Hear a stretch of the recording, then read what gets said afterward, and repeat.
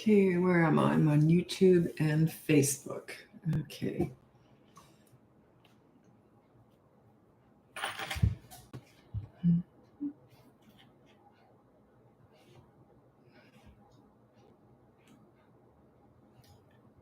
Just waiting for everyone to turn up.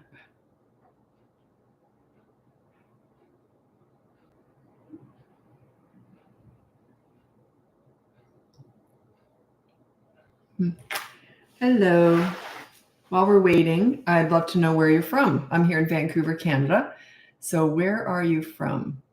What's today? Oh, Tuesday. Okay. Okay. Where are you from?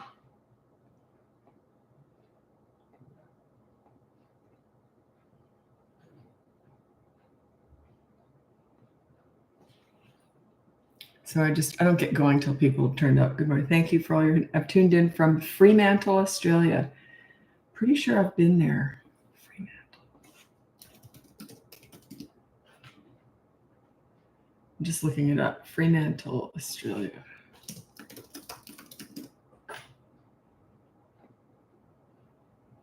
Oh gosh, no, I haven't. Sorry. It's on the other side. My kids were born and raised in eastern coast of Australia, California, Lancaster, Ohio, Michigan, two Michigans. Why would I think I've been to Fremantle? I guess I've just heard about it so many times. Must have been in the news or something at one point. Yeah, my son was born in Sydney. My daughter was born in Brisbane. Okay. Alrighty, let's just get going. My name's Lisa. I'm a parenting coach. If you go on the link above, you can get my free behavior board, my mini toddler courses, my big boot camp course, or you can look into coaching.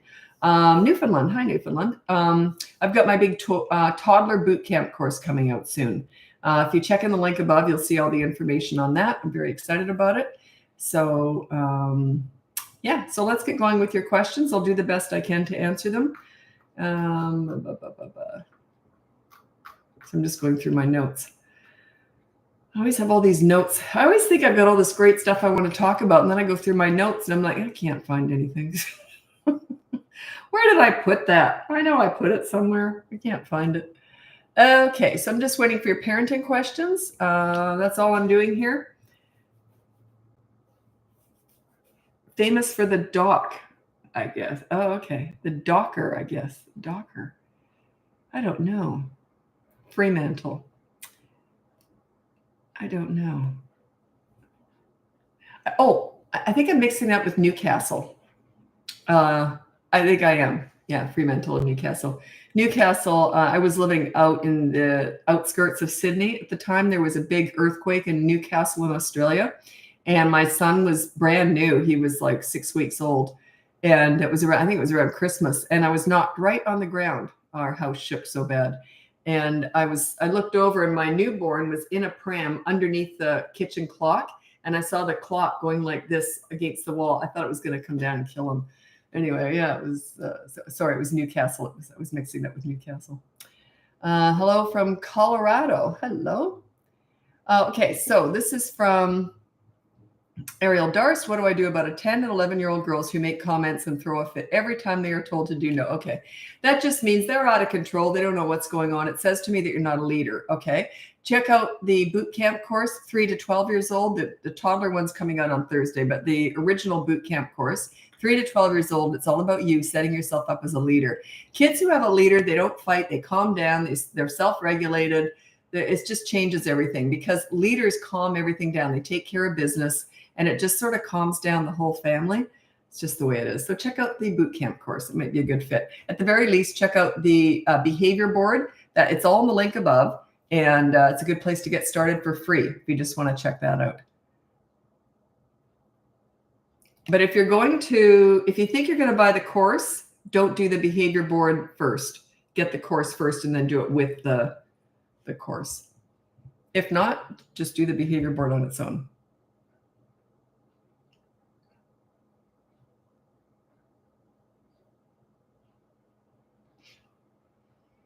How do I stop a 15-month-old from slapping me in the face when nursing? Yeah, why are you letting her? Why has she got a free hand? I'd be hanging on to that hand. There's no way I'd let go of it. So yeah, that's how I would stop it. You got to physically stop them from doing stuff. You got to prevent them from doing stuff. If you keep allowing her hand free, it's sort of like saying, why do I keep getting hit by a bus when I'm running in front of traffic? Like, it's sort of like that. Like, you're allowing her to do that. Okay.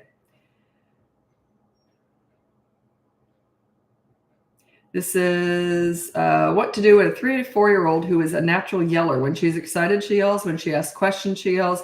When she's mad, she yells even harder. Just say, I don't like that loud voice. If you yell, I won't be answering you anymore. But if you talk nicely, I'll be answering you, but the answer may still be no. Okay, so just tell her. She's old enough to understand that. My toddler's constantly getting up from the table during meal times. That's one of the hardest things I teach is mealtime battles. The reason is it happens several times a day, and it's a whole system how to get them to sit. If they keep getting up from the table, you've got to check out the behavior board, put down follow mealtime routine. How old? My toddlers, I don't know how old they are. They have to be, if they're under the age of 3, they have to be in a high chair. I was going to say wheelchair. They have to be in a high chair. Yeah, I said the right word. Got mixed up for a second there. If they're 3 and over, say on the behavior board, put follow mealtime routine. And it is, you can't get up. It's one of the routines. Can't get up.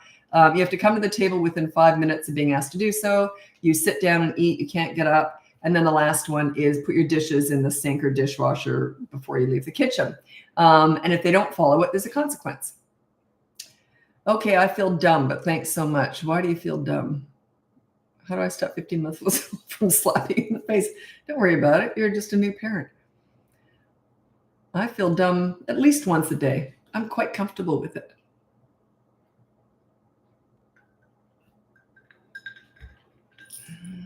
Okay. What do they say? There's either, you're either, no, what's this? Oh, I can't remember what it is. It was some saying I really like, if you know better, you do better. But if you don't know better, I can't remember what it is. You might be able to fill that one out. But we're all learning stuff, right? How do you deal with a 10-year-old who takes everything too personal? If I'm showing him how good ballet performers jump, he thinks I'm comparing him to them, and he thinks I'm telling him how awful he is. That's that right fighter, poor sportsmanship kind of stuff. It means that I'm assuming you put too much emphasis on being right and or winning. Okay? Are you a right fighter? Do you admit when you're wrong, like it's no big deal? Like if I messed up, my kids, well, they loved it when I messed up. And they'd look at each other like this. And then I'd go, what do you want? And they'd say, you forgot to do that. You said you were going to do that. And I'd say, what do you want? And they'd say, we'd love to go to the water slide park tomorrow or something like that. So yeah, no shame in messing up. So it says to me that you're either a right fighter and they've picked it up from you, or you're a poor sport and they've picked it up from you, or you focus too much on winning. My mom always bragged about to us, she always bragged about the fact to us. She goes, I'm just so proud of what good sports you are. Both my brother and I are good sports. We play hard to win, but we don't care if we lose. My mom said it's better to lose and play well and have fun rather than win through pure luck. She always focused on how we played.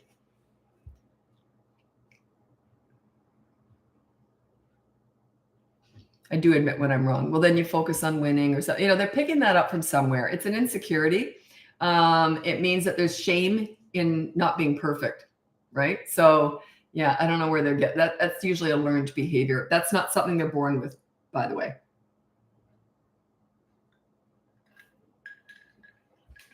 Or they're teased if they lose. Something like that. Okay. Orange County, California. Hello. Okay.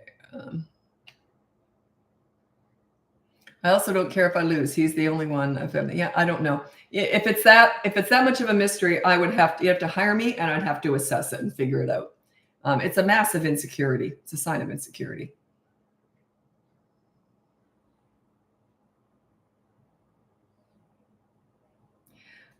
Tips for brushing teeth. My 22-month-old screams bloody murder. Would love tips on how to make it more enjoyable. Sometimes they've just got to learn that stuff's just going to happen no matter what. Like hair brushing. Some kids, I've got a couple right now. a couple of clients right now who their little girls, I think one's a boy actually and one's a girl. They hate having their hair brushed. And one is a little, he's got like an afro, and they say, look, we just have to brush his hair. So it gets really bad. I don't understand it, but anyway, so it gets really bad or something. So anyway, we just have to teach this child that sometimes it's just uncomfortable, but also I said, you start out with a massage. So you could even literally, if it's just a 22-month-old, you could literally start rubbing their gums with your fingers. And there's actually toothbrushes that are just, you put on the end of your finger and they're like rubber. So you could just sort of massage their gums. So make it pleasant. And also put something nice tasting on your finger or on this little thing. You could try that. But sometimes things are just going to be difficult.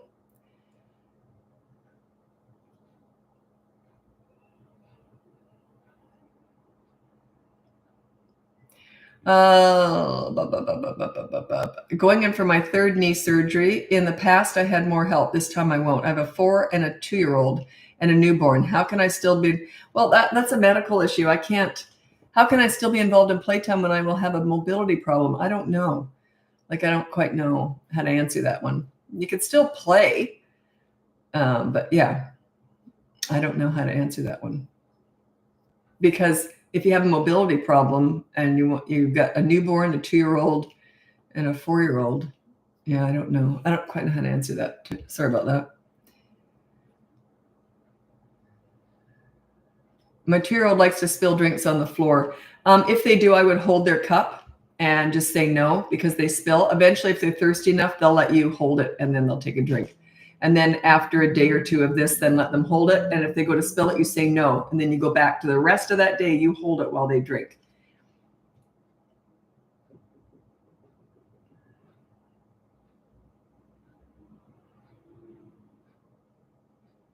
What do you do when a 4-year-old says everyone is bad? I don't know what you mean.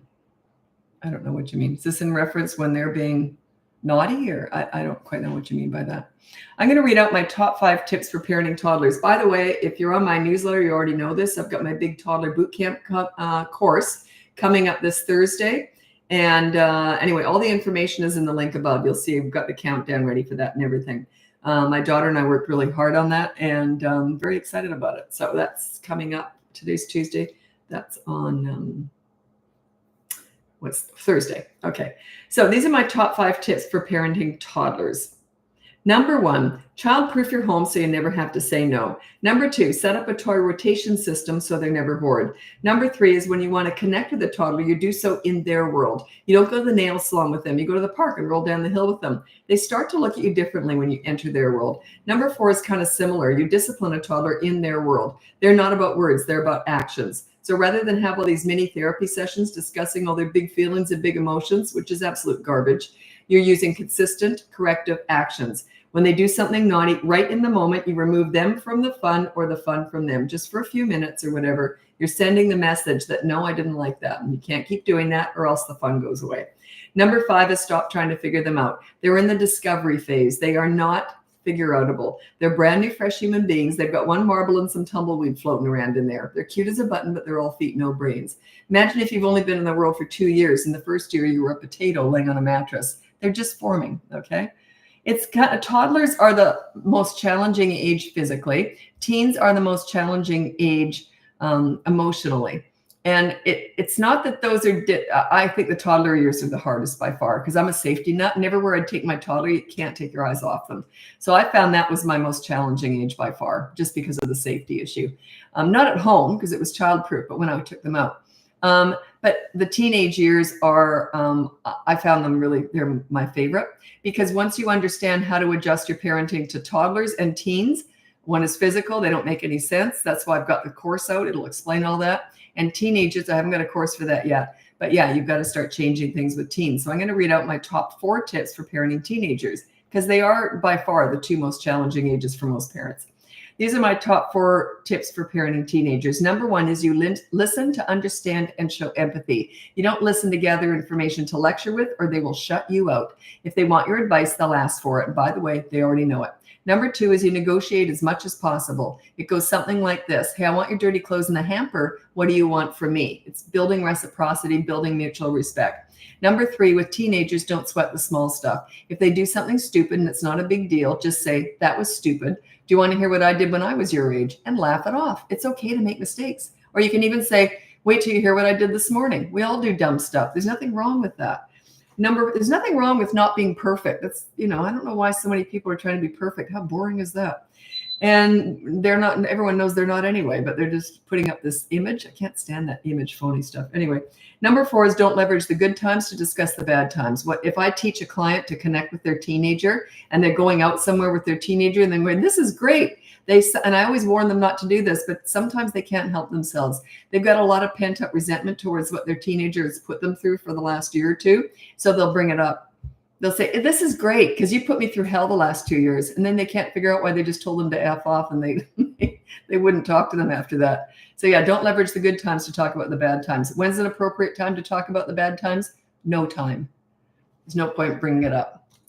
You'll get payback if you have a lot of resentment towards your teenager. The payback is when they grow up, have their own teenagers, and you get to sit back and watch the show. That's the payback. I know it's a slow burn, but sorry about that. How do I motivate a 3-year-old who's fully potty trained and then just stopped caring and is peeing herself all day? I don't know what's going on there. Why would that happen? They regressed for some reason. They were fully potty trained. Now all of a sudden they've regressed. I don't know why. I would have to assess that. You probably don't need coaching for that, but that's all I can offer you. I would have to ask a lot of questions. When did they regress? Why did they regress? Are they stressed out? Are they going to school? What kind of parent are you? Blah, blah, blah. So yeah, that would be coaching. I don't know if you want 5 whole sessions just for that. If you've got a whole bunch of other stuff you want to discuss, potentially coaching might be for you. I do have a wait list for coaching. I haven't taken on anyone new for about a week now, I guess, but I think I'm going to be able to take on a couple new clients tonight. So, the siren going off. Sorry, I live downtown. Yeah, the wait list isn't, oh shoot, yeah. Whoops. Oh, it's not too bad, the wait list. But I mix up the ages, so don't worry if it's a big wait list, you don't know how big it is, but if, let's say it is, I mix up the ages. So even if you've signed up on the wait list today, I still might take you on. And I always take on crisis clients if I'm able. So, I'll get to your emails eventually, by the way. And I get to them in order, so you're not missing out on anything. I just get to them when I'm able to. Okay.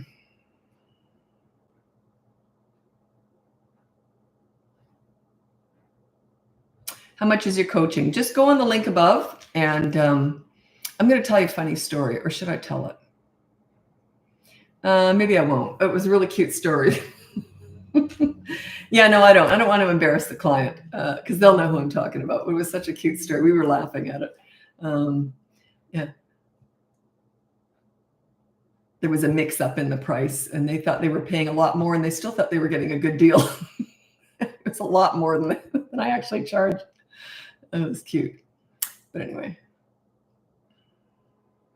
I love coaching. It's my absolute favorite thing in my job because I get to know the clients. I get to know people, and I'm pretty tough in coaching. But my job is your results are my job. I get pretty obsessed with seeing results with you guys. And I love it when I hear this. This is my favorite thing to hear. I feel so empowered. I feel great about myself. That's what I love to hear from parents. So that's always my goal. Okay. How to stop my 2-year-old being horrible to his dad. Do we ignore when he says, no, daddy, go away? Or do we address it? Oh, I'll give you an example of something like that. But yeah, I kind of ignore stuff. It's just a power trip. And so let's say my husband was giving the kids a bath and the kid said, I want mommy. I would have told him to say this. So he would have said, well, you're stuck with me. And then if they kept going, I would have yelled out from the other room, you're stuck with dad. Like, in other words, you're not going to control this. So, and they would just go, whoops. Yeah, they can't control that.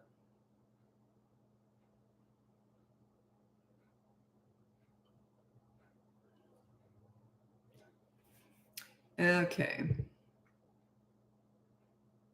This is a good question. I'm surprised more people don't ask this. Okay, so you're in week 1 of the boot camp course. That was my original boot camp course, 3 to 12 years old, and things are going really well. Good for you. You're putting in the work. Good for you.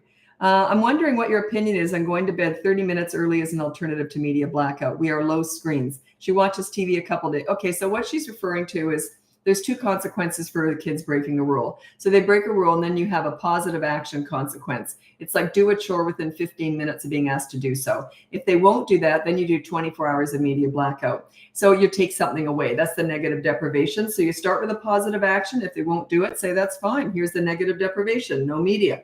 I know you're low screen. Some of my clients don't use any screens with their kids. So you take something away that not something that is comforting though. Like if they have a favorite plushie they sleep with, you don't take away love, but you take away something that they play with every single day that would bother them if it went away. So, but you don't put them to bed early. I don't use basic needs like bedtime or food or anything. Sometimes we'll use food, but only treat food. Okay. But even that, I don't like to do that. And I don't mean as a reward, but I mean, we'll take it away. I'll give you an example of that in just a second. Anyway, so yeah, I wouldn't fool with bedtime. No, it's a basic need. I wouldn't fool with bedtime and use it as a punishment. Take something else away. Or you can invent leverage, which is what I'm just going to talk about. That's when you sometimes we'll do it with food. Like a good example of that is I was just coaching someone this morning, and the consequence was going to be, the negative deprivation was going to be, okay, because you did that and you wouldn't do the, whatever it was, I don't remember, your sister is going to get a full cupcake after dinner, or whatever it was, the dessert, but you're going to get half. So you're still giving them the cupcake, but they're only getting half, and they get to watch their sibling eat a whole one. So we use treat food as, that's inventing leverage. If you don't have anything you can take away, you invent it. So yeah, they were never really going to have cupcakes anyway, but you say they were going to, now you're going to get half. It's inventing leverage, and it's taking part of that away. Part of the cupcake away. You can do that with a whole bunch of stuff. I don't like doing that. Although sometimes that's all we've got, you know. You got to come up with something.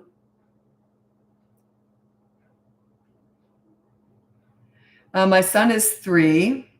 Oh, sugar, it just went ahead.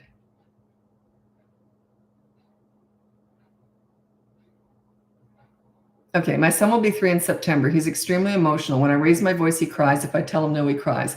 Well, yelling, I always suggest you don't yell anyway. He's extremely emotional. Generally, when you're a leader, it calms them down. They feel taken care of. You're a safe place to land. It just sort of regulates them. So work on your leadership skills. If he's highly emotional, it's usually as a result of you being highly emotional or erratic and not consistent with your emotions. When I said erratic, I'm not talking like you're a mental patient, but some days you have more patience than others, that kind of stuff.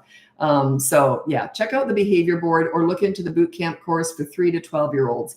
The toddler boot camp course is coming out on Thursday. Brand new course. My daughter and I just finished it last weekend. Very excited. Okay. My 2-year-old throws a fit every time it's time to get dressed or undressed, kicking, screaming. So make it happen anyway. When I said, you're going to have your teeth brushed now, if they'd said no and they started kicking and screaming, their teeth would be brushed. Now it might just get one tooth as I'm brushing their face, trying to, deal with it. But I just make sure it's done anyway. You got to win these battles. Okay. When they say no to something that has to be done, you got to win the battle. It doesn't mean that you're fighting them. It means that you are holding them and you're making sure that toothbrush touches a tooth, or you're making sure that those clothes get on. They may have their pants on their head and their shirts on their feet. I don't care. Make sure you get them dressed. You've got to win these battles. They learn. They do. Because when I said something, if I said I'm going to be changing your diaper, it was going to be changed. If Dad said I'm going to be changing your diaper, he might have negotiated and, it was dragged out. And because I was more the leader, he was the pleaser. There's nothing wrong with that. It's just the stronger leader does get stuff done. And the kids know it. They don't tend to fight the leader because they know if Mom said you're going to have a bath, they were going to have a bath if they wanted to or not. But you only have to win a couple of battles. You don't have to win battle every single time. They just start to learn. You mean what you say and say what you mean. You do follow through. There's no anger. You're calm as anything. It might take forever, but it's going to happen. And there's no negotiating in between. Okay, well, how about we have a snack first and then we get you dressed? I don't do any of that. If I say you're getting dressed, you're getting dressed.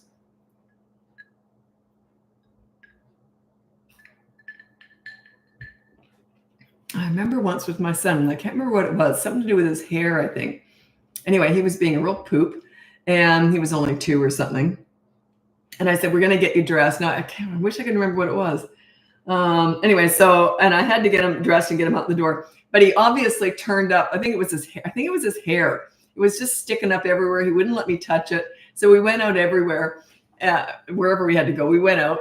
So I had to bring the comb along. But I made sure I had brushed it, but it just looked horrendous. I think he got something stuck in it, but he wouldn't let me get it out. But I still brushed around it. Even though it was sticking out, I still made sure that brush touched his head, because there's no way I would let him win. No. Well, that brush did touch his head, but we still went out with whatever was stuck in his hair. He didn't know that, though. That reminds me of the time my daughter was new and went to a restaurant to meet friends for lunch. And one of them said, "Is that baby poop on your forehead?" And yep, I had just changed her and I had baby poop on my forehead. That's parenting. Yep, it's messy. A typical mother of with another kid, like that was my second child. I just got out a wet wipe and went, "Oh, well, let's eat." If that's your first, you're more likely to go, "Oh my God, how embarrassing." And plus, I don't know how we did this. That the first child, whenever you go out with a first child, you've got a backpack, a shoulder bag, so you're carrying everything. I mean, you just can't go anywhere lightly. With subsequent kids, you seem to go out with a kid and a diaper. How is that even possible? How is that? Like, it's just night and day how you pack up for subsequent kids compared to the first one. And the funny thing is, I think I used everything with my first one. So everything I packed up, I think I literally used it. With my daughter, I don't think I never used it. Well, I never had it with me, but it's amazing. I think the second one, and they just tend to fit in. They fit in more to your life rather than you changing everything for them. I think that's the difference. I don't know. Oh my goodness, Christina. Oh my God. On YouTube. That's a lot of questions. Okay, I'll go through some of these. Okay. Okay.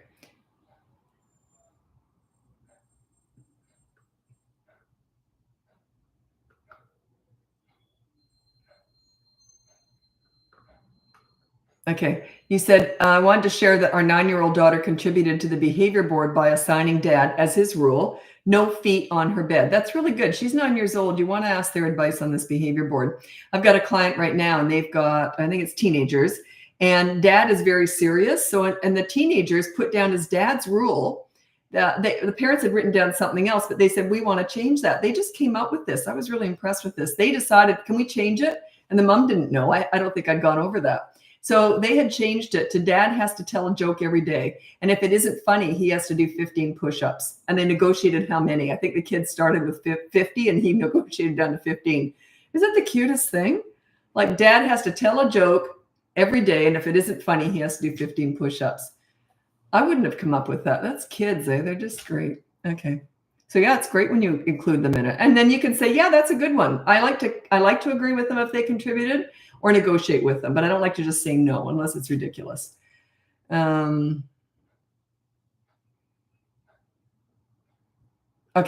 This is, now Christina bought my boot camp course and she's going through it now. She's just in week 1. And then you said, I have another question. One of our biggest struggles has been rude and disrespectful attitude. I'm pretty sure I made that clear in the course, but you never address attitude. Attitude is the last thing to take care of itself, but it takes care of itself. It happens organically. Once you're a leader, it just drops away. Okay. But that rude behavior, you never talk about it. You never address it unless they're name calling or swearing. Okay. So it's no name calling, no bad words. But yeah, the attitude is the last thing to go. It's a sign that they don't respect you. So once the attitude goes away, you know you've got their respect. But you got to work for that. And that happens organically. You never address it. You can try, but it's not going to work.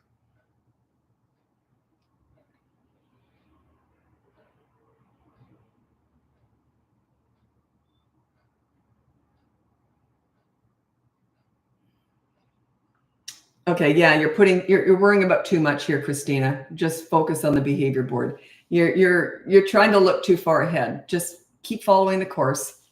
And the whole idea is once you start getting some leadership skills under your belt, everything starts to get easier. But yeah, just follow along with the course. You're trying to rush ahead too much. People do this all the time. They try and go in too hard, too fast. It's a slow thing. You just very methodical. Step one, week 1 is 1 behavior. Week 2, now you've got 2 behavior boards. Week 3, now you've got 3 behavior boards. Even if you just get the free behavior board lesson in the link above here, it'll go through those first 3 weeks. Just not quite as comprehensive, obviously, as the course. But then week 4 and 5 are very different in the course. You go off the behavior boards, but just go through the process step by step. It's meant to be taken as a whole system, and it's paced out accordingly. I've been doing this for 17 years, and I didn't write that course until a year ago. And I based it off of 16 years of knowing how to pace clients over a period of weeks. And there are exceptions. I mean, sometimes, I'll pace, they never go faster, but sometimes they go slower. So it just depends. It's all on the parents and how they're progressing. It's all about you. I teach leadership to parents. It's all about you. And the biggest challenge I have with parents is their emotions. They let them get in the way. I got this really cute young client just earlier, and she's just killing it. She's just doing such a good job. And she's just following through. She goes, I welcome tantrums now. I get it, Lisa. Tantrum is a lesson for the kids. And she's like, I just get it. And yeah, she's so cute. She's doing really, really well. So try to move your emotions. Try to just pace it out and understand it is a process. You're changing yourself more than anyone else. Your kids will follow your lead eventually. How do you address bad language? If they're 3 years old and over, you put down no bad words on the behavior board, and there's a consequence if they do them. If they're younger, you just say no, and then you snub them, just ignore them. So it's a sign that, I'm not happy with that. Oops, I got to go. I got to move over to Instagram now. If you want to join me over there, it's BratBusters Parenting. Check out the link above. You can get my free behavior board, my mini toddler courses. My big boot camp course is coming out this Thursday. It's all in the link above. Or you can get my 3 to 12-year-old boot camp course, or you can look into coaching. Happy parenting. Bye now.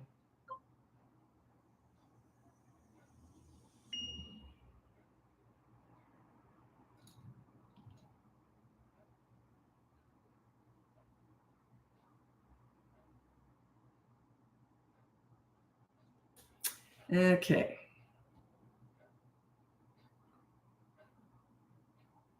Okay, this is from Lauren on YouTube. How can I help my 4.5-year-old be more confident? He's such a follower, always wanting to mimic children around him, especially when knowing coping behaviors are negative or not allowed. Thank you. Okay. I'm not going to address that specifically, but I will say you want to be a leader for your children at home. If you're not a leader at home for your children, you send them out in the world without that leader, okay, they're going to be very vulnerable to peer pressure, bullying, the drug dealer on the corner, the internet, the Kardashians. You get the idea. They have a lot more confidence when they've got a leader at home they can go to, a safe place to land, they can tell everything to. So work on your leadership skills, and that is, everything's home-based because I teach parenting, right? So yeah, he's much less likely to be susceptible to peer pressure when you're a leader. So work on your leadership skills. Check out the link above. If you're on YouTube, check out the description. There's a link there that'll take you to the behavior board or my courses or coaching. Okay, no, I don't let anyone in my live. I only did it once. It was a disaster. I was doing a couple of years ago, I was doing on TikTok a live. There was I don't know, thousands of people in that live. And they just started talking about their business. They wanted my audience. And then I called her on it. I said, don't talk about your business. You came on here to talk about parenting. But I was new. I didn't know how to get rid of her. I finally figured it out. But I was scarred for life. Never let anyone in on a live ever since that. Because I'm here to serve you. I'm not here to throw you to the wolves, people selling their wares. Do you treat twins any differently? No. You mean from other kids or from each other? There's certain things that you do treat children differently. I'll give you a good example of that. All my rules were the same with my 2 kids, but my son's more like me in that we love to be teased, and we're very sarcastic. He loved all that. My daughter didn't. So a good example is that I used to hide under my son's bed and grab his ankle when he went by. He didn't know I was there, and he loved it. And he would do it back to me. My daughter hated that stuff, so I never did it to her. So stuff like that. I knew what scared her, and my son and I are we like all that stuff. So stuff like that, yeah. But the rules were all the same, and the consequences were all the same.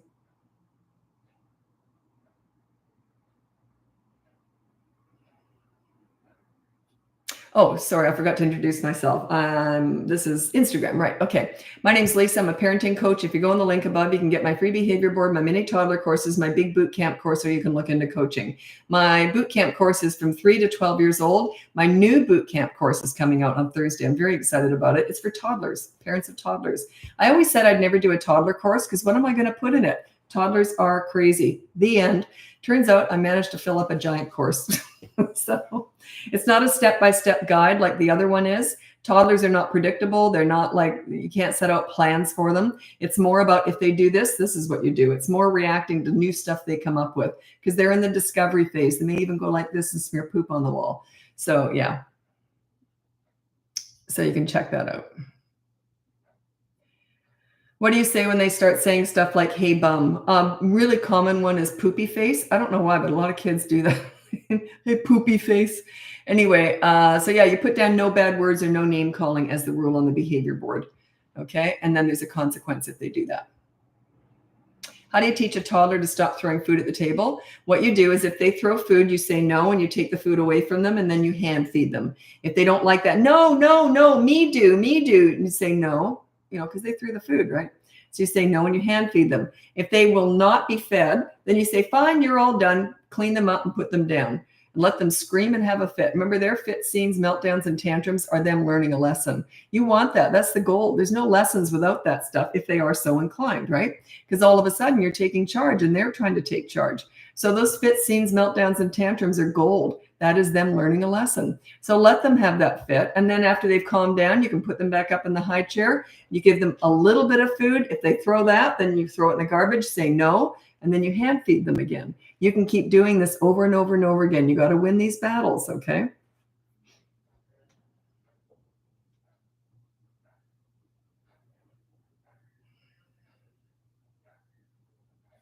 You got to put the ages down. I can't answer without an age. Check out, someone asked about tantrums. My 18-month-old's having tantrums. Some are born to have tantrums, some aren't. There are 4 things that children are either born to do or they're never going to do. One is tantrums, one is hitting, one is climbing, and one is running. Check out my tantrum busting course. It explains exactly how you manage a tantrum. You ignore it, but there's a very, very specific way of ignoring a tantrum. It's not bad behavior. It's a loss of emotional control at not getting their own way. The worst thing you can do is engage with them during a tantrum and try and discuss feelings and emotions. I know it's trendy right now, but it's garbage. Yeah, it's ridiculous. Any advice on repetitive asking for things and not taking no for an answer? I need an age. Are they 16, 6, 2? I need an age. And don't just put an age because I won't know which question it's in reference to. So put the whole question plus the age.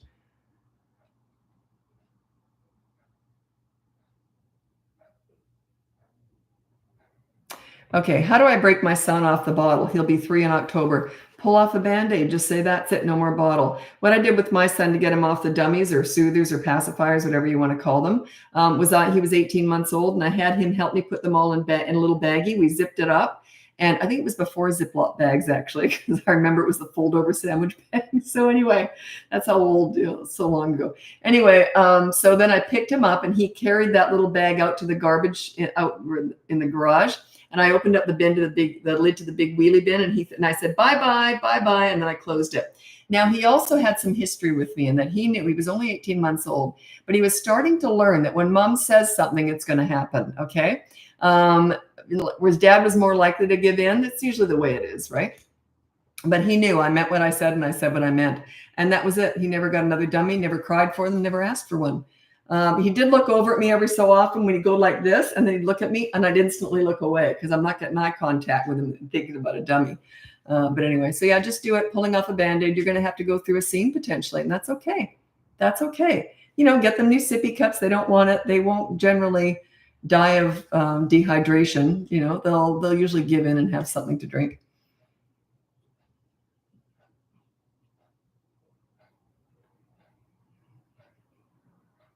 Sometimes I'm hired by people and they swear up and down their kids it's a life-threatening situation because they will not eat unless they get sugar on their food or something ridiculous like that. They'll starve to death. They're convinced that their children are going to die as a result of not getting their own way. It's quite amazing. how their kids have them wrapped around their little finger.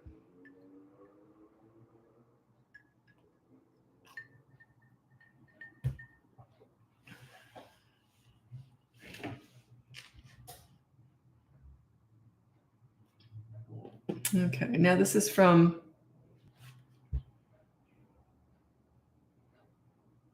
this is from the number one Sonder. I don't know what that means. This is on YouTube.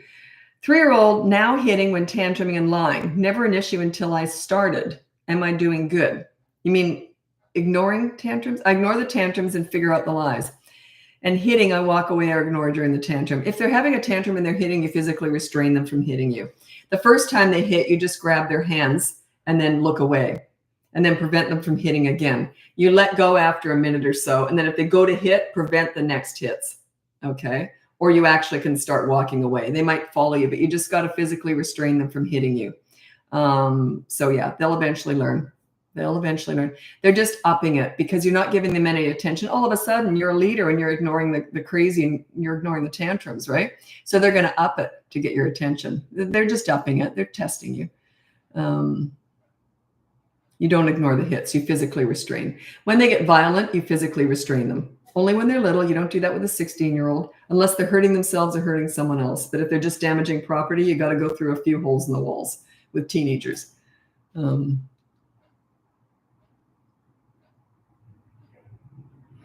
Any advice for easing off breastfeeding? I don't ease off breastfeeding. I just stop it. It's kind of like easing off smoking or easing off alcohol. You know, you just got to stop it and go through the withdrawals or whatever it is. Well, I shouldn't say that about drinking. I don't know anything about that. There's all sorts of problems with that, evidently. But okay, I'm not a doctor. I don't know what I'm talking about with that. Okay, but what I did with my daughter, I weaned her. And what I did was I said, no more. You're a big girl now. She was 14 months old. And I made sure that I bound my chest up so she couldn't get access to it. And also I didn't sit down. So I never provided a lap for her to crawl into. And if she started coming for me, I would get up. And she had her dad there at the time. We were on holiday when I did this. And so she would have to go over to him. So I just said, no more. That was it. I just cut it off. Plus I bought her some new sippy cups. And I didn't express and give her breast milk. I didn't think she needed it after that. So, yeah, I just like pulling off a Band-Aid. She was fine. She did. Although if I sat down, she would go like this and she'd zero in on me. But I just, oops, I forgot something. And I'd get up and walk like I'd forgotten something.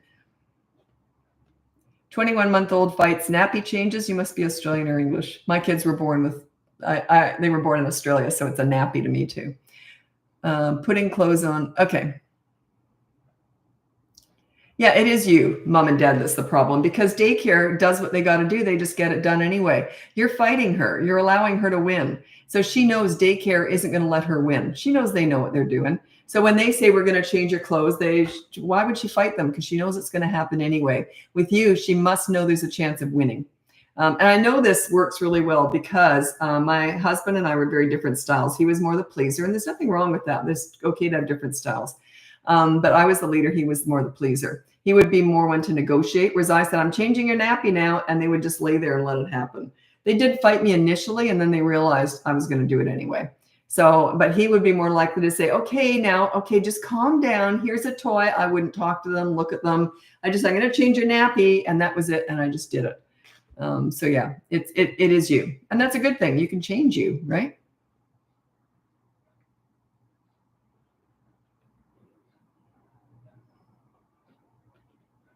Oh, you're a support worker? I only teach parenting. And also I don't discuss ASD on here. That's a specialty. So it's only in coaching. Can you elaborate on why you don't make eye contact during a tantrum? Because it's an accelerator. It's attention. Any attention is tantrum food. They're more about physical stuff and physicality rather than words anyway.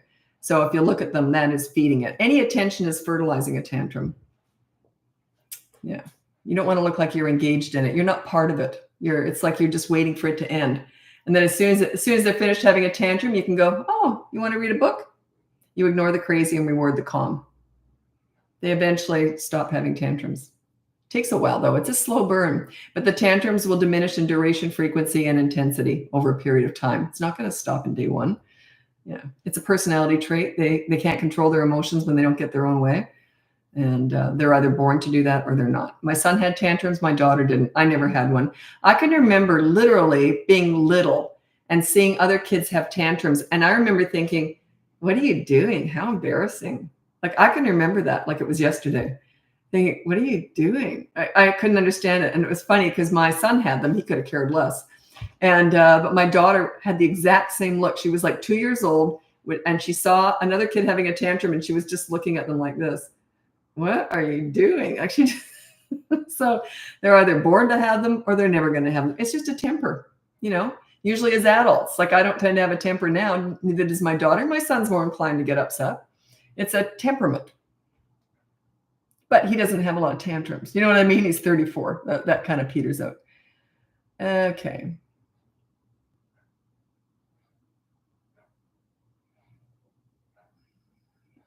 What about at nighttime because he finds comfort in that bottle? Well, I don't know who you are. Like, which kid are we talking about here? It must be a continuation, but I don't know what the backstory is here. And if you're trying to wean a kid off something and they find comfort in it, well, if you want to wean him off a bottle, he doesn't need it, does he? Like, I don't understand that. But he finds cigarettes comforting. Well, he doesn't need them. Just because they find something comforting, and if you want them off of it, like a bottle or a dummy, doesn't mean they have to have it. Yeah. They might be comforted by breastfeeding and co-sleeping and being hand-fed till they're 9. Would you do that, even though it's comforting? See what I mean?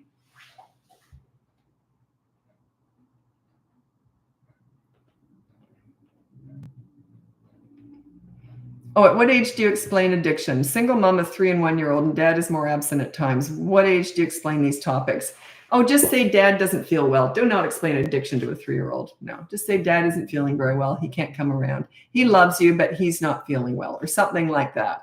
So make it the fact that he's not well, not that he doesn't want to see them, but just say he's not feeling well. Treat it like an illness, which they say it is. Addiction's an illness or a disease. Don't they call it a disease? It's self-inflicted, but it's a disease.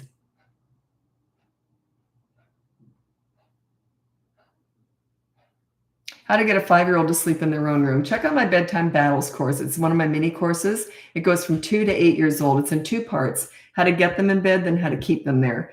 The hard part is usually how to keep them there. Yeah, it can get ugly. It's often one night of sheer hell, but it's worth it usually. It's one of my, in coaching, it's one of my fastest results. It works for pretty much everybody, the Bedtime Battles routine. But it's difficult, but it's short. It's very short. It's usually one night of hell. It might bleed into night 2 and 3, but it's also really good for your leadership skills.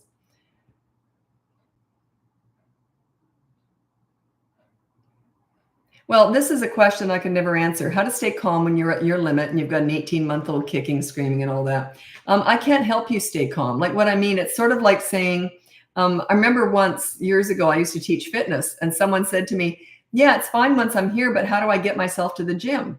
Well, I didn't know what they wanted from me. It's like saying, look, I understand how to diet, but how do I get myself not to eat a chocolate cake? That is something you're going to have to force yourself to do. You're just going to have to force yourself to fake it till you make it.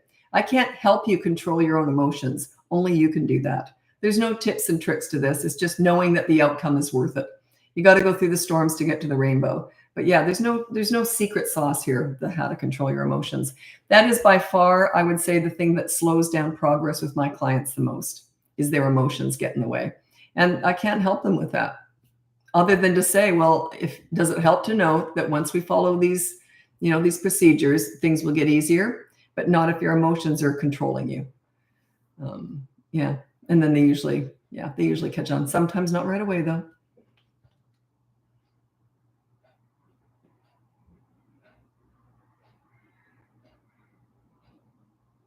Oh, sorry. Oh God, I got a lot of questions. Okay. I had to scroll ahead because I want to make sure people are still here when I answer their question.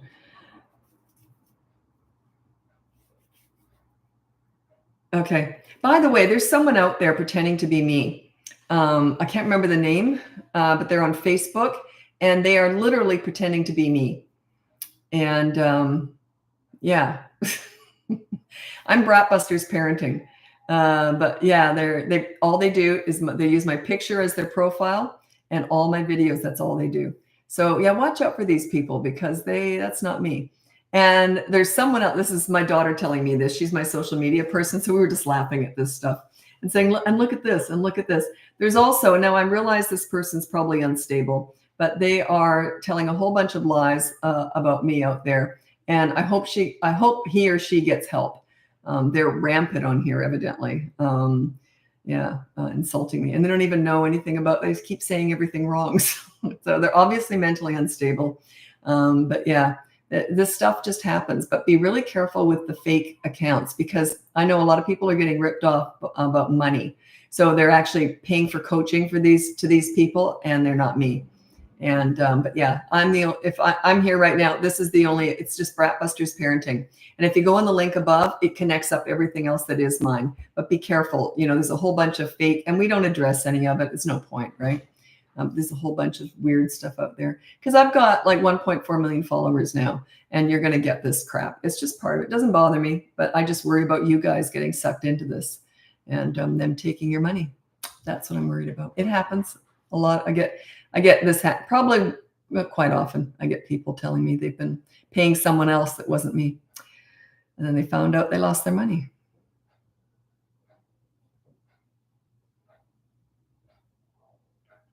Well, when is it okay to raise your voice? Well, it's never okay to raise your voice unless it's look out for that train. But you're going to do it because you're human, but it's never going to work. Is what you're asking me is, when should I do it? Never. It's never going to work. Okay. Now it may work short term, but it's going to backfire. So it's never a positive. Yelling is never a positive unless it is look out for that train, like something imminent that's going to, hit them. But yeah, yelling is never a good option. And let go of the guilt. I mean, this is something that you're going to have to get past, because you did the best you knew how, or you did the best you could at the time. You're going to learn better. We all make mistakes in life. That's part of it. So just move on. I'm really forgiving of myself. I'm very self-aware, and I make fun of all my flaws, but I'm always trying to improve. I'm 63 years old, and I feel like I know less now than I ever did. I got a lot of wisdom, but it's amazing how little I know, because the more stuff I look into and try and learn, the more I realize I don't know anything. So yeah, this is just part of life, right? You're learning how to parent. You're just a brand new parent. You've only got little ones. So yeah, just when you know better, you do better. So just keep following me. If you're interested in what I teach, check out the link above. You might want to check out my boot camp course for 3 to 12 years old. The toddler boot camp course is starting up. It's launching on Thursday. If you go on the link above, you'll see the whole launch sequence there if you're interested. I report it if I see anyone faking you. Yeah, thanks for that. But then they just open up usually after someone else. But it bothers me because I know they're stealing money off people. And that's why it bothers me. I don't care what they say about me. I could care less. But there is someone out there who's evidently, this person is out for me. Whoa. I've never read anything, but someone told me. And yeah, they address everything I say. And they get so much wrong. So much of it's funny, because if they're that obsessed with me, why they get so much stuff wrong? It's quite interesting. But yeah, there's something not quite right there. Okay. Well, anytime they throw anything like food or a drink bottle, you're asking about throwing their milk bottle, you hold it for them. They're going to kick up a storm because they don't want you to. Too bad. Then take it away. Next time you give it to them, if they go to throw it, hang on to it. Just don't let them throw it again. The first time they throw it, you pick it up and hold on to it. Okay. If they won't drink, they can't be that thirsty anyway. It's just it's a power trip. It's a power struggle. You got to win these struggles. Okay. Don't let them win. The way they win is you're afraid of a scene. Their fits, scenes, meltdowns, and tantrums are their lessons. That's when you know they're learning. I've got a mom. I just talked to her earlier. She's cute as a button, really, and she's doing such a good job. And she said, I love the tantrums now. I get it. That's where they're learning. The tantrums are them learning. And every time they have a tantrum, she goes, oh, you just learned another lesson. So yeah, she's doing really well. Her friends and family are starting to notice. They're saying, wow, you're doing great. She's just feeling so empowered. Good for her. Makes me happy. Oh, kids sleeping in your room at night. They come into your room. I don't let them sleep there. I've taken them back to bed. You might want to check out the Bedtime Battles course. It explains how you get them in bed, which is the easy part, then how you keep them there. It's a whole process. But yeah, there's a way of taking them back to bed.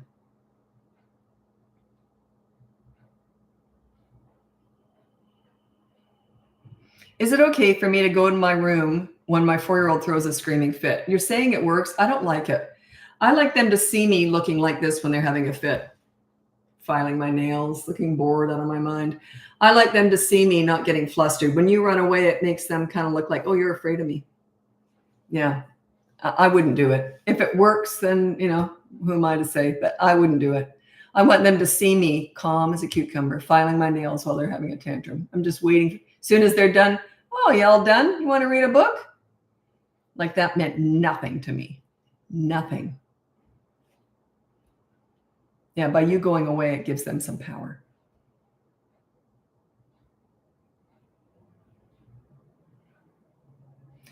This is cute. You feed the screaming when you give them attention. What she says works. I promise. That's cute. Is it the same for babies, 9 months old throwing? Yeah, babies are a little bit different. When I talk about toddlers, I'm talking generally about 16 months and up. 16 to 35 months to me is a toddler. 15 months and under, sort of more of a baby. But yeah, if they throw something, I would say no, and I would hold it. Yes, I would. But I might try and divert their attention a little bit more and say, oh, let me tell you a story while you're holding it. But when they're 16 months and over, I wouldn't do that. I wouldn't try and ease it.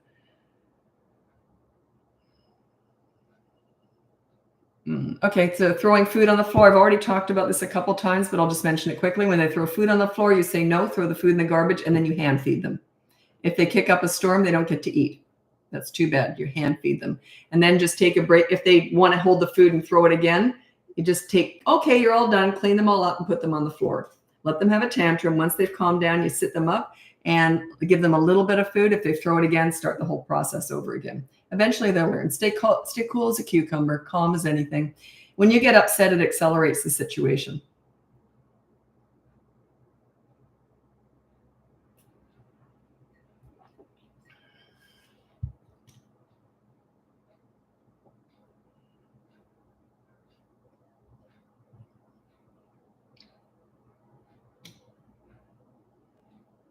Okay, I'm going to be moving over to TikTok soon. But what was I just going to say?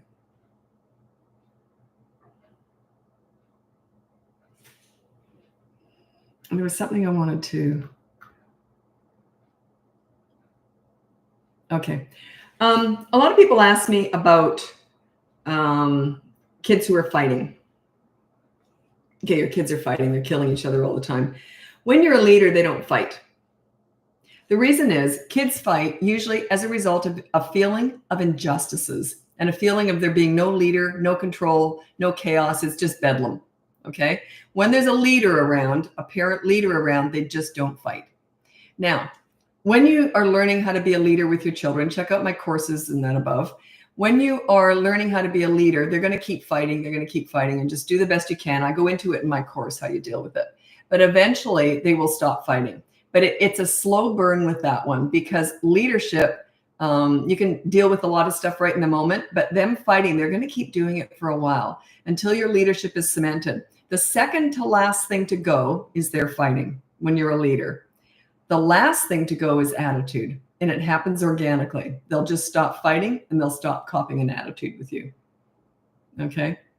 But it's as a result of your leadership, your cemented, confident leadership. Those two things go away. Children who have a calm leader as a parent don't fight. They trust you to take care of business. It's a feeling of injustice. And there's no injustice when there's a leader in the house. You may not catch everything, but they trust you enough to catch most stuff, and they trust you. They just trust you to take care of business. Anyway, I'm going to be moving over to TikTok now. If you want to join me over there, it's BratBusters Parenting. If not, check out the link above. You can get my free behavior board, my mini toddler courses. I've got my brand new toddler bootcamp course coming out on Thursday. It's all in the link above. And that is going to, as a bonus, it's going to have those other mini toddler courses included, but that you're paying for the course, but I'm going to be throwing those toddler courses in as a bonus. And the main bootcamp course, 3 to 12 years old, that's up in the link above, and coaching also. Check that out. There's a wait list for coaching. But anyway, because I can't take everyone on these days. I'm just too busy. Anyway, thanks so much for joining me. And I'm hopping over to TikTok now if you want to join me over there. And I'm always on YouTube when I'm doing lives. That's where all my lives are saved on YouTube. Anyway, thanks so much for joining me. Happy parenting.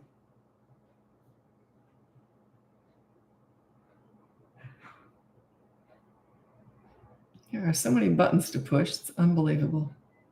You don't mind that.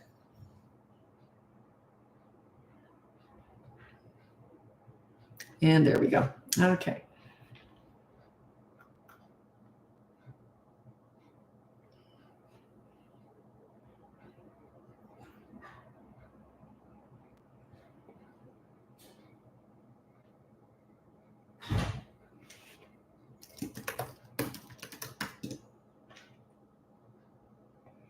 Just waiting for people to turn up. I take a break with my voice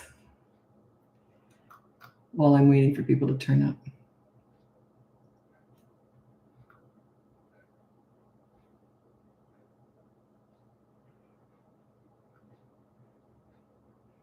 Okay. Hello, I'm just waiting for everyone to turn up.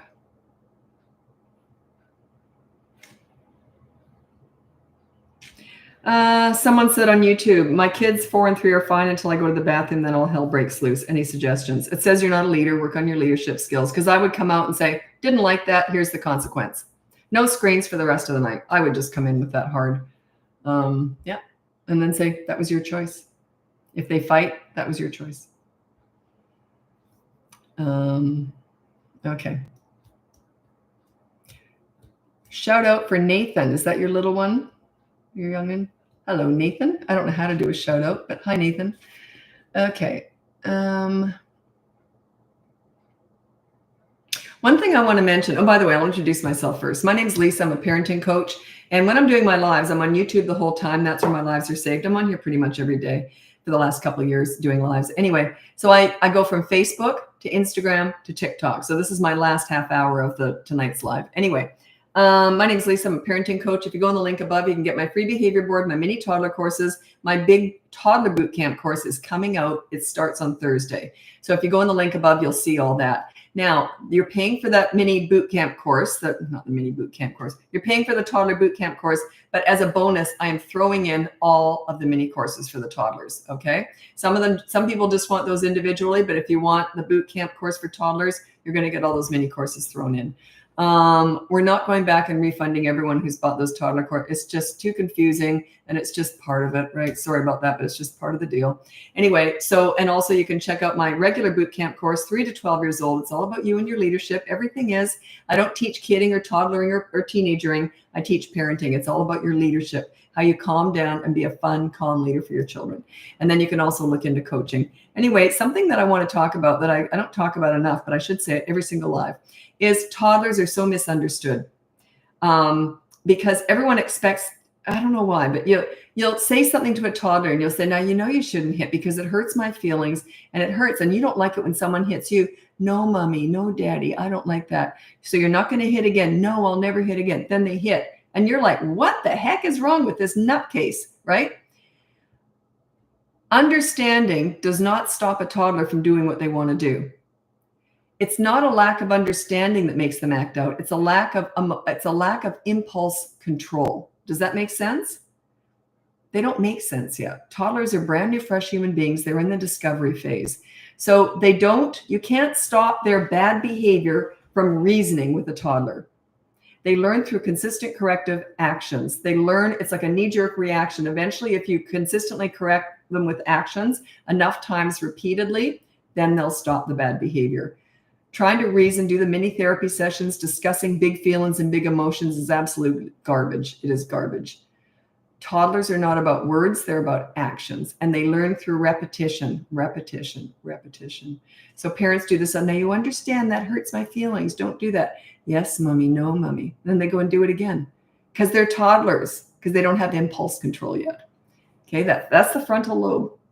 That's that impulse control stuff. 2-year-old hitting, check out my mini course. It's in the link above, toddlers who hit, bite, etc. It goes into that. Okay, my son is 2, almost 3. At what point do you add the behavior board? Yes, it's something you give them for their 3rd birthday. If you wanted to give them a behavior board for their 3rd birthday, they'll probably be very disappointed. So yeah, it's 3. It's 3. Sometimes they can be a month or 2 under, but even that, it's a bit iffy. Someone who was joining in a group coaching session once, they started at 2.5 and they said, yeah, it wasn't working. And then they started it within the group coaching sessions, and that was 3. And they said it was a big difference. So yeah, 3 is when they're, I'm not a doctor, but you can just see it. They can stop and think before they act. They can learn how to stop and think before they act. Under that, they can't. It's all impulse control. Okay. What's the best age gap? I don't think anyone can answer that. Is it what's the best for the kids? What's the best for the parents? I'll tell you what was good for me. I had my son, and then 5 years later, I had my daughter. In between, I had a back surgery, and I miscarried multiples. So it's not that I wasn't trying to have a 2-year gap, but it just didn't work out that way. It worked out great. 5 years between them. You know why? Because I had 5 great years with my son, just bonding, connecting, laughing. It was just a riot. And then he goes off to grade 1. Then I got another one. So he goes off to school, and now I've got another one. So I had all that time just with him, and then he's off at school, and I got all that time with my daughter. So yeah, I thought it was wonderful. Plus, I only had 2 kids, so I got to stretch it out because yeah, I love mothering. It's the most fun time of my life was being a parent. Was when they were I just loved it. Although you know what they say that's interesting? They don't relate as siblings if there's more than a 7-year age gap. They don't relate as siblings. I'll give you a good example. I think my brother and I are 16 years apart, and he wasn't trying to grab my Barbies off me or anything. Like, it was more like I had 3 parents. It was me and 3 adults in the house. So we didn't really relate as siblings. So it's a different relationship. It doesn't mean it's bad. It's just different. So, but there is no perfect, Oh, it was good because then my parents had a built-in babysitter. So.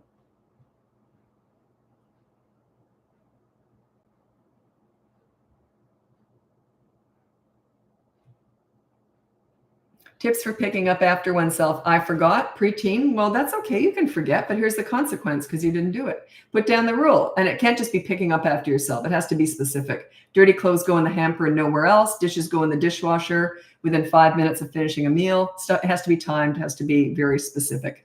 And then if it's not done, say, well, that's okay, but here's the consequence. Okay, so check it out. Check out the behavior board, or you might want to look at the boot camp course for 3 to 12 years old.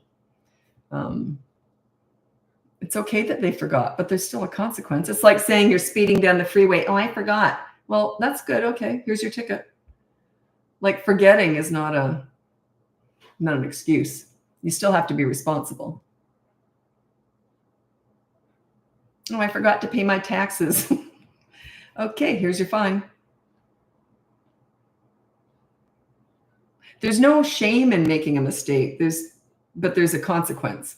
You have to be accountable for your mistakes. That's how we learn. How long do you take a toy away when they hit with it? 2 minutes, 20 minutes, a whole day, depends on the age. And, there's no set time with that. Just for whatever works when you think that they're not going to hit again. I'm going to read out just because I like to throw in. Everyone asks me about discipline, but that's not what I'm about at all. I'm about connecting with your kids. A leader connects. Discipline is a tiny part of everything I teach. In coaching, it's very different. It's mostly about connecting. Kids' love language is fun. That if you're not having fun with your kids, you can't be a leader. And you'll see that if you look at the behavior board, even your consequence for yelling is playing hide and seek for 15 minutes or whatever. It's connecting. So yeah, their love language is fun. This was really cute. I think it was on a live. Someone said on the live, said their 8-year-old was bullying the other kids, hitting them, pushing them, taking stuff away. And then she'd come home crying that nobody liked her. So I said, tell her this. Say, you have to be likable to be liked. So teach her that. She was all upset, but no one liked her, but she was a bully. So she couldn't figure it out. So you got to teach your kids how to be likable. This just struck me as so funny. She couldn't figure out why no one liked her. So yeah, you got to teach your kids to be likable, to be liked. Okay. And your goal as a leader is that your kids like themselves when they're with you. That's what a leader does for people, for adults and everyone. If you're ever around someone who makes you feel good about yourself, don't you kind of want to be around them? Don't you look up to them? Are you ever rude to that person who makes you feel good? No. You're like all over them, right? It's no different with kids. You want to make your kids feel good about themselves when they're with you. You want them to like themselves when they're with you. You check out the pool story. It's the example of leadership parenting video, and it's the very first video pinned on my TikTok page. And it's called Example of Leadership Parenting. It is the pool story. It explains leadership. You deal with bad behavior, then you focus on the good kid. Where you put your focus, where you put your energy is what grows. A lot of parents make this huge mistake of focusing on the bad behavior. You deal with it, then forget it. Deal with it and forget it. Set it and forget it, like that infomercial. Anyway, it's like that. Just going through all my notes here. I've always got all this stuff I want to talk about, and then I never seem to do it.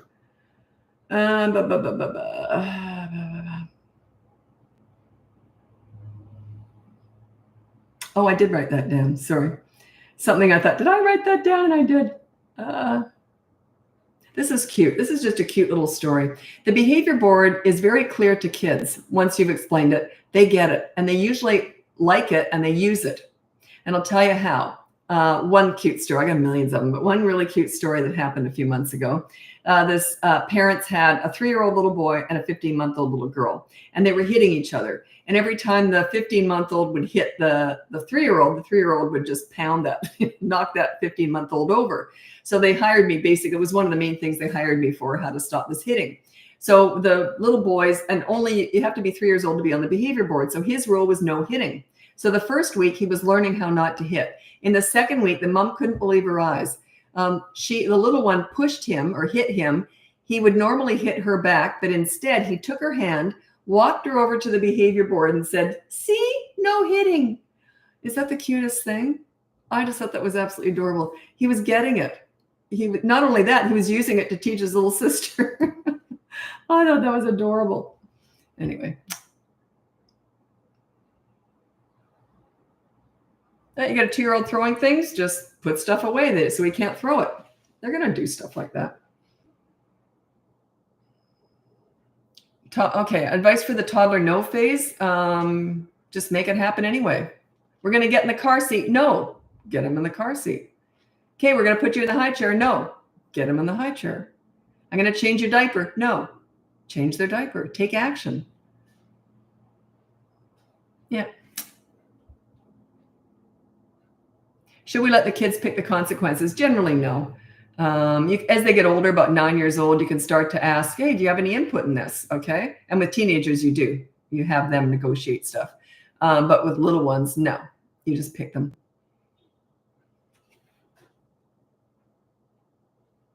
Do you acknowledge the know-it-all? Why would you? Why would you do that? This is a 22-month-old, did you say? No. No. You're giving it power.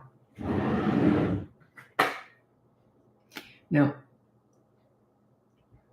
Examples of consequences. If they're 3 and over on the behavior board, you'll see it there. Don't get caught up in the consequences. That's not the important thing. There's always 2 consequences for each rule. So a kid has a rule, no hitting. The consequence is something like this. The first one is a positive action. You put down, do a chore within 15 minutes of being asked to do so. The chore should only be 2 minutes long, but you're timing it.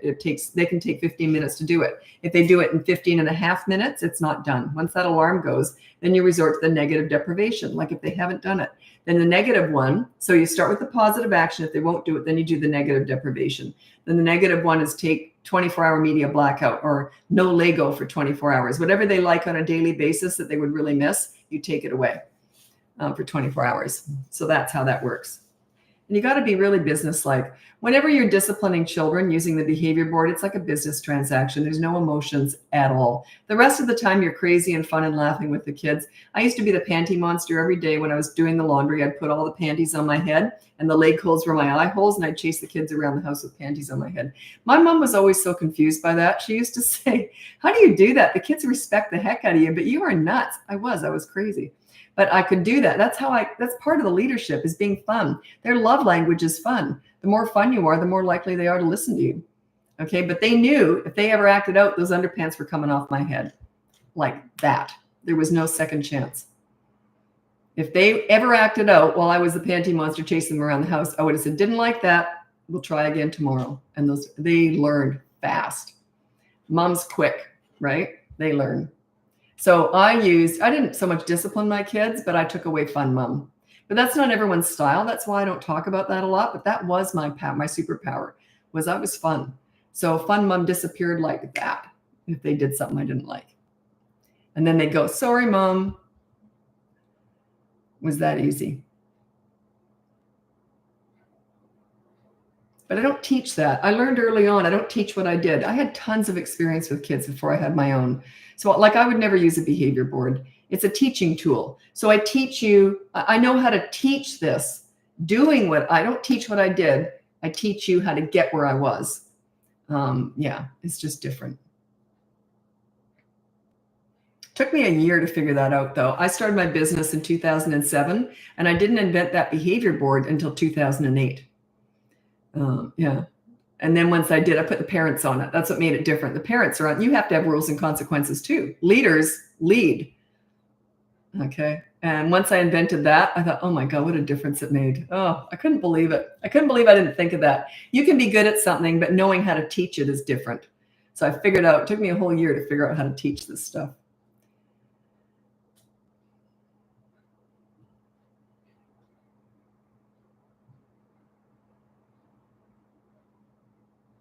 How do I get my 2-year-old to stop hanging on me and crying while I'm trying to cook? Well, I don't know why they're doing that. Do you play with them? So what I would do is I would get something set up for them to do. So it could just be playing with wet noodles or something in a kitchen table while you're cooking. Get them something different, something ritualistic that while you're cooking, they can do also. I think my kids love spaghetti and water, and I would set something like that up for them when they were little, and then they could do that. And then if they chose to hang on to me, they already had that option. I would take it away and I would just let them cry. Next time I would try again. And I completely ignore that hanging on to me. They eventually learn. They learn when it's never going to work. Like I don't talk to them or look at them when they're doing that. So they tend to learn they tend to lean into what works and lean away from what doesn't. They learn pretty quick that manipulation doesn't work with me. So they don't even do it. So plus I'm always meeting their needs. I had that thing of wet noodles. They could have played with that or whatever it was. Actually, I don't think I would have done wet noodles because my son would have eaten them all. It was something like that. That sensory stuff. Yeah.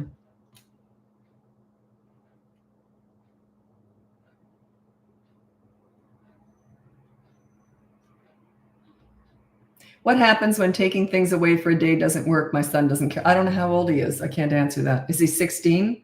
6? I don't know. I need an age. And don't just put the age. You have to put the whole question plus the age, or else I won't know. You know what I mean? Okay.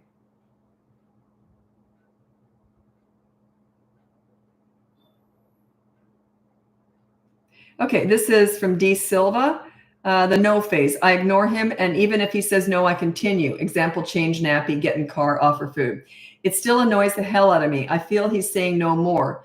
Slow burn or weak leadership? It's both. It's a slow burn, and it's not weak leadership, but you got to follow through. You got to just make it happen. He's still pushing because he remembers the old you when you did give in and you did talk to him. He keeps saying no, just follow through with action. Remember, you're leading. You're so busy reacting to him, and he's learning. He's in charge.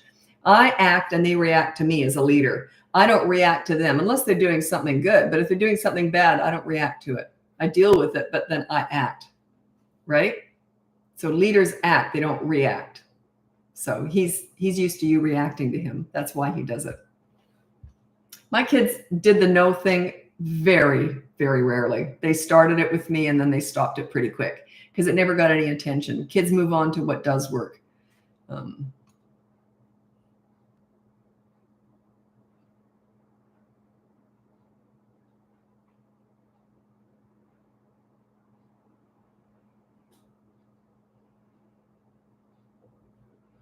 Okay, your 7-year-old boy doesn't care when I take things away. Okay, you're going to have to invent leverage.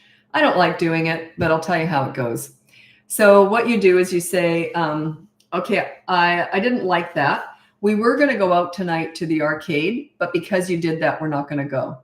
We might go another night. We'll figure it out. But tomorrow night, say, I don't know. It was going to be a surprise. It's not a surprise if it's not a surprise. So you've invented leverage. You were never going to go to the arcade, but you're telling them, we were going to go to the arcade as a surprise, but because you did that, now we're not going. We'll try it another night. I don't know when. We'll decide. If you keep bugging us, we'll never go. He's 7. He can get that. So yeah, it's called inventing leverage. You were never going to go to the arcade, and you're going to have to eventually go. But it's something like that, something where he loves to go, and it's something that you hardly ever go to. Oh, well, we were going to go out for ice cream tonight, but because you did that, now we're not. We'll try it another night. I don't know when. It'll be a surprise. It's inventing leverage. And get ready. Hang on to your hats. He's going to have a fit. That means it works. That means you're actually taking charge. Their fits, scenes, meltdowns, and tantrums is a sign that you're taking charge. And they don't like it because they're used to being in charge. Right? So yeah, inventing leverage. I don't like it. I had a family a couple of years ago. They lived near Disneyland. They didn't have a lot of money, and they didn't go to Disneyland very often. Like once every couple of years they'd go, and they lived really nearby. So they said, we actually were planning a trip to Disneyland to surprise the kids. And the kids were just out of control. They had several kids. And so I said, here's what we're going to do. You're going to say to them, and it's a long process. Don't just start here, but this is after working with them for a while. So I said, here's what we're going to do. You're going to tell them ahead of time. I'll tell you what. We're going to Disneyland this Saturday as a surprise. We were going to surprise you with it, but we're telling you now. So this is on Monday.